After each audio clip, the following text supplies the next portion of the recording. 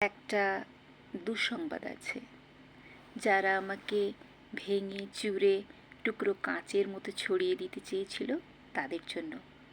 দুঃসংবাদটি তাদের জন্য যারা ভেবেছিলে আমি হোঁচট খেয়ে পড়ে গেলে আর কখনো উঠে দাঁড়াতে পারবো না, মুখ থুবড়ে পড়ে থাকবো গা ঘিনঘিনে কাদায়।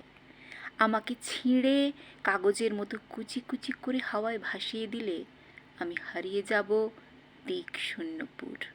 যে আমাকে টেনে হিঁচড়ে নামিয়ে নিতে চেয়েছিল অতলান্তিক বিষাদ সমুদ্রে, ডুবিয়ে দিতে চেয়েছিল এক পৃথিবী বিবমিশায়। যে আমাকে অযুত রাতের কান্না লিখে দিয়ে বুকের ভেতর খুঁড়ে দিতে চেয়েছিল শ্যাওলা জমা স্যাঁতস্যাঁতে এক মজা পুকুর। যে আমাকে দুঃখ দিয়ে পুড়িয়ে শেষে উড়িয়ে দিতে চেয়েছিলে ছাইয়ের মতন, তাদের জন্য দুঃসংবাদ। আমি এখন পাখির মতন। আমায় ছিঁড়ে কুচি কুচি ভাসিয়ে দিলে এখন আমি ডানা মেলে আকাশ জুড়ে উড়তে জানি। কাটা যায় না, ভাঙা যায় না।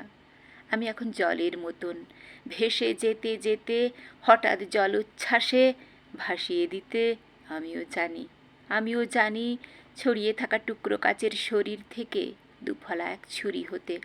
এই যে মানুষ দুঃখ দিতে দুঃখ ভীষণ, সেও জানুক আমি এখন হাসতে জানি।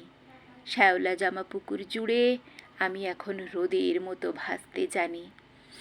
আমিও জানি প্রস্থানের গল্প লিখে আবার ফিরে আসতে জানি। আমি এখন পুড়ে যাওয়া ছাইয়ের ভেতর জেগে ওঠা ফিনিক্স পাখি। আমি এখন দুঃখ নেড়ে বাঁচতে জানি।